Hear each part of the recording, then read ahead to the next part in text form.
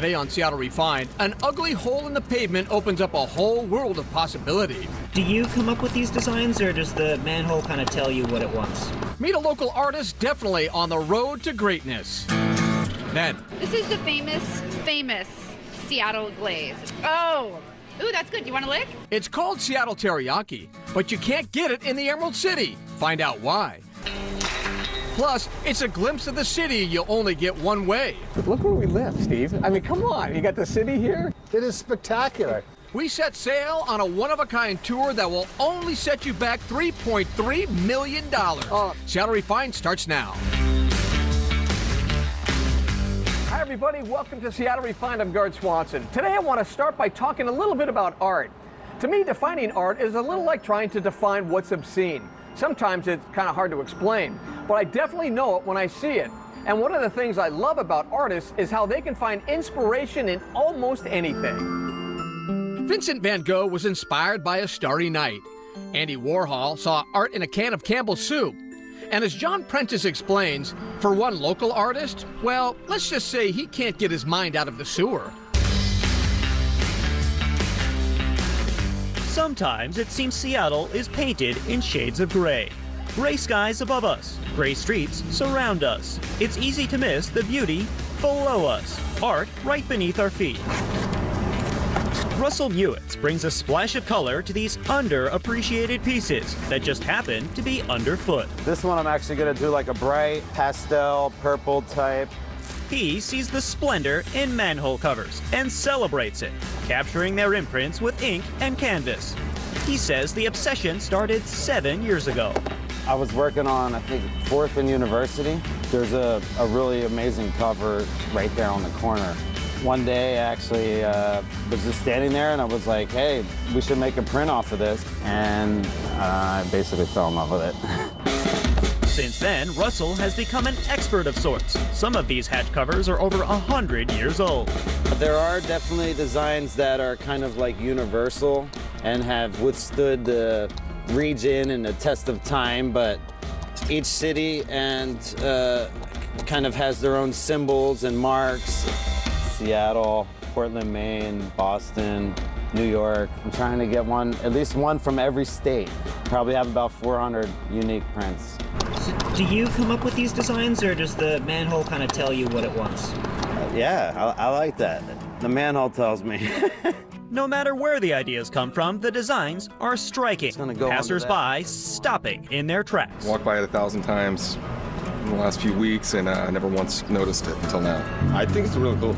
Just fascinating. It's like taking something that we see every day and turning it into art. And what's cool about making the prints is you really never know what you're gonna get. Like Bob Ross said, there are no mistakes, just happy accidents, right? And if Russell gets stuck, he asks for help from whoever happens to be walking by. Excuse me, question for you. Do you have a second? I want to ask you what color you think I should make the center of this. I was going with the orange. Orange? Right, yeah. All right, buddy, thanks. I hope he's right. Now, with the metal manhole cover transformed by happy hues, it's time to make the print. Once you put the canvas down, there's no going back. All right. This is where you get to feel all the fonts and the individual letters and the markings, and that's kind of my favorite part. And then, the moment of truth. Wow. Ah, yes, I love it. The environmentally friendly ink will wash away in the next rain. Bittersweet, I guess. But the imprint will last forever, on canvas and in Russell's heart.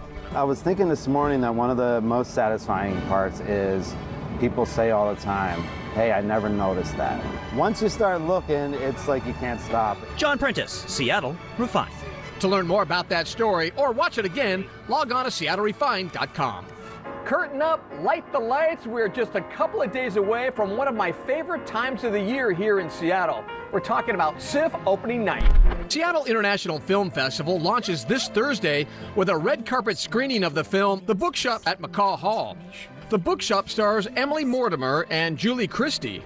It's one of the many highlights of this year's festival, which is now in its 44th year. Next month, Oscar-nominated actor Ethan Hawke will swing through town for a tribute in his honor.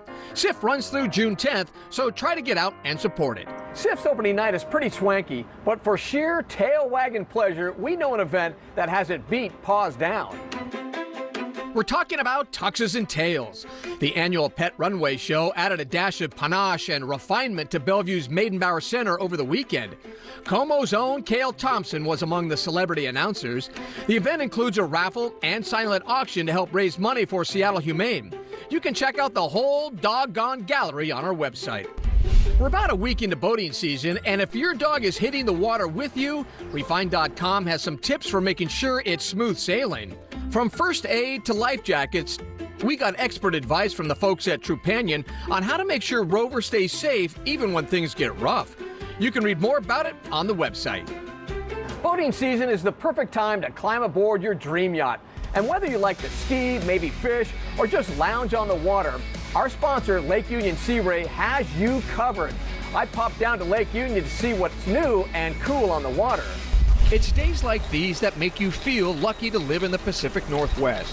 And when the sun is shining, the best way to experience the picturesque beauty of our region is out on the water, surrounded by the ones you love. Some of the early days of boating are some of the most fun times I ever had with my family, and the pictures and the memories that we have are the most valuable things that we own today. Kevin Rogenbuck has always loved boating. That's one of the reasons he and his wife opened Lake Union Sea Ray. 31 years later, it remains a family-run operation. It's been a lot of fun, a lot of work, but certainly a lot of fun through the years. Inside their showroom, right on the shores of Lake Union, you'll find the top brands in boating: Boston Whaler, Bayliner, Monte Carlo Yachts, and of course, Sea Ray. Between new and used, they've got about 350 boats in stock at any given time. Something for everyone. And we have fishing boats, both saltwater and freshwater. We've got aluminum boats, fiberglass boats, cruising boats. We've got ski boats, tournament-style ski boats, tow boats. We've got literally everything there is out there. Man, this showroom is sweet. But if you're gonna own a boat, you gotta be on the water. Hey, let's go for a ride in style. It doesn't get more luxurious than this. The 2018 Sea Ray L590 Fly is loaded. 3 staterooms, a full galley kitchen, and tons of room to entertain. The price tag on this 59-footer, a cool $3.3 million. Boy, there's nothing like being on a boat, huh? It is awesome. Some of the best days out there is being on the water. Our captain for this Lake Union cruise is Steve Thorson. Like all the employees at Lake Union Sea Ray, he's got some serious training and experience, more than 20 years in the industry. The whole philosophy with Sea Ray, it's about family and getting people on the water, spending time, quality time with your family and friends. And there's no place better than in the Pacific Northwest. The view from the deck is breathtaking, a perspective of Seattle you truly can't get anywhere else. Look where we live, Steve. I mean, come on. You got the city here? It is spectacular. I mean, where else can you go and you get a view of the Space Needle? You have mountains. You have beautiful scenery here. It's awesome. All right, can you show me how to do this? All right, It's real easy. Okay. These are what are called your gear shifts. So we're in neutral right now. To go forward, you just advance it like this, puts it in gear, and then you can steer. And then how touchy is the steering wheel there?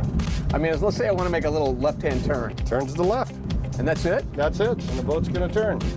There you go, your turn. Oh yeah, look at that. That's a piece of cake. That's like a pro. It really is a smooth ride. The touchscreen technology and user-friendly steering system make this yacht easy to handle. But when you're boating, the size of the vessel really doesn't matter. It's about making memories. It's about the experience. And this experience is one I won't soon forget. That's a good ride. Captain, great job. come on, man. Oh, thank you. Awesome. Gotta love the Sea Ray. To learn more about Sea Ray, log on to our website. Seattle Refined is just getting started. Yes, it was definitely a setup. It was a blind date. A blind date turns into a royal love match. Refined gets the royal treatment as the UK readies for the big day. It's going to be chaos. But first, Refined sinks its teeth into a Seattle meat mystery. Can I have a bite? Can I have a bite? No! Oh no, no sharing. It's called Seattle Teriyaki. So why did we have to hop a flight to eat it? We'll be right back.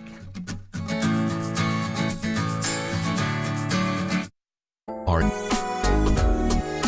Welcome back to Refined. I'm Gard Swanson. Here's a foodie riddle for you. What restaurant has 8 locations in 4 cities and claims to serve Seattle teriyaki, but doesn't sell it in Seattle?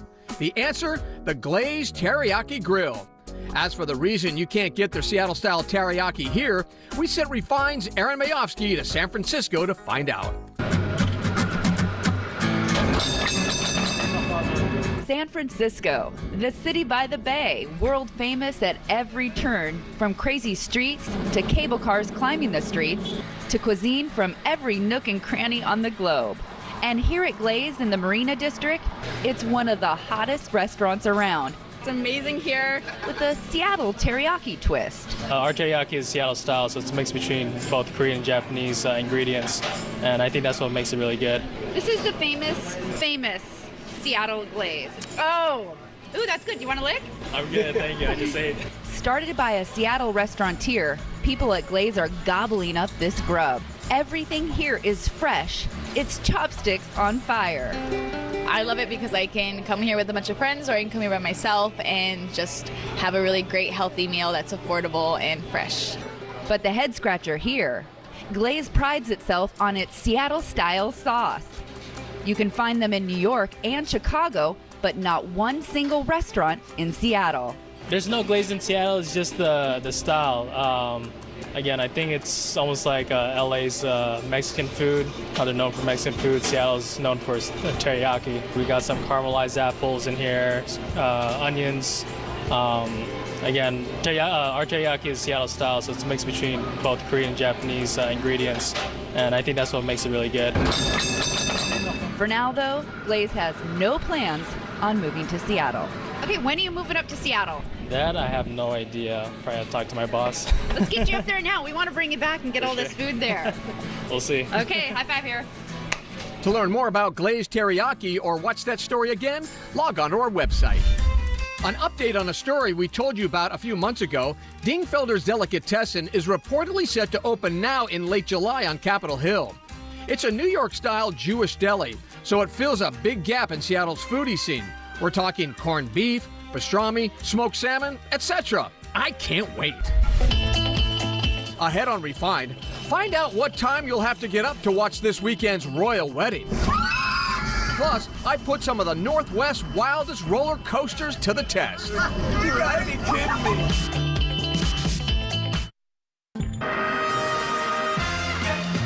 Welcome back to Refined. I'm Gard Swanson. The wedding of the year is just a few days away, and Refined is giving it the royal treatment. For months, anticipation has grown over the nuptials of Prince Harry and Meghan Markle, and this Saturday, the big day is here.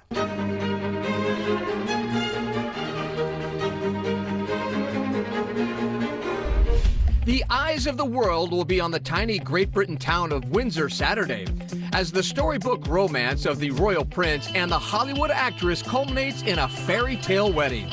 It's a love affair that began nearly 2 years ago with a blind date set up by a mutual friend. I didn't know much about him, and so the only thing that I had asked her when she said she wanted to set us up was, I had one question. I said, was he nice? Because if he wasn't kind, it didn't seem like it would make sense. I was beautifully surprised when I walked into that room and saw her, and there she was sitting there. I was like, okay, well, I really have to up my game. Word that Britain's bad boy prince was smitten traveled like wildfire. Every tabloid and reporter in the world demanding an answer to the same burning question. Who is that girl? You broke the story. How did you find out? Well, I'd love to tell you that, Phil, but I'd have to kill you. Breaking news from Kensington Palace this morning. Prince Harry has released an unprecedented statement about his new girlfriend, Meghan Markle. Then, after a whirlwind 16-month courtship, the breaking news everyone was waiting for. Meghan Markle and Prince Harry announced that they are getting married.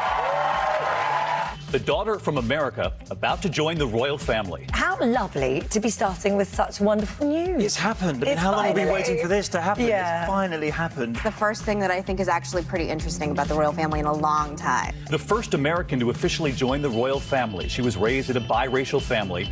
She went to a Catholic high school here at home. She's actually bringing something positive to the royal family. She's challenging accepted social mores. She will make a real difference. 1 billion people worldwide are expected to watch Saturday's pomp and pageantry unfold. Here's what we know so far. The service, set for noon London time, will take place at St. George's Chapel at Windsor Castle and last about an hour. Older brother William will be Harry's best man. Meghan will not have a maid of honor, but she will have bridesmaids. Their identities are top secret. Also top secret, any details about who is designing the wedding dress or what it might look like. 2,600 invited members of the public will witness the spectacle from the grounds of Windsor Castle, but only a lucky 600 will join the Queen and other members of the royal family inside the chapel. They include VIPs like Serena Williams, David and Victoria Beckham, Sir Elton John, and actress Priyanka Chopra, and there's a laundry list of protocol.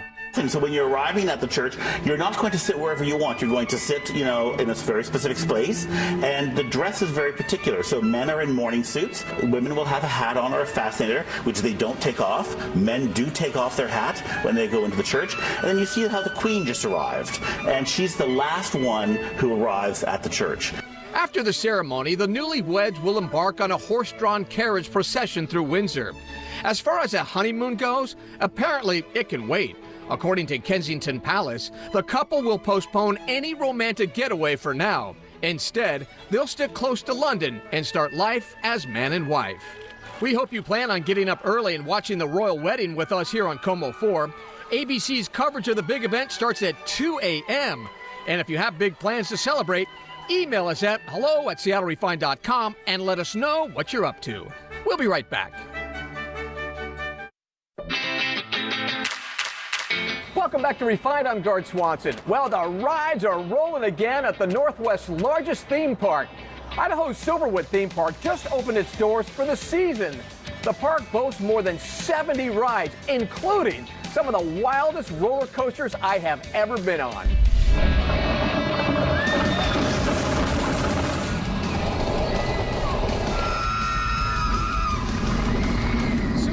Is the largest theme park in the Northwest, so of course they have some of the baddest rides around. The names alone gave me chills. Tremors, Timber Terror, and the mother of all coasters, Aftershock. Right now we're by the high intensity rides, and over here is Tremors, actually my favorite ride, where you drop about 103 feet, going about 65 miles an hour into a tunnel. All right, you might as well start me there. I think you're gonna love it. All right, let's go try it. Right on. Let's go! Holy crap! Okay, dude. Awesome, huh? That was off the hook. It's nice. That's my. I told you. Now you know why it's my favorite. And there's more. There's more. Getting ready to get on Timber Terror. This was our first wooden coaster at the park. In 1996, we added this. Here we go. Here we go. It's the freeway. Oh, no. Oh, my God.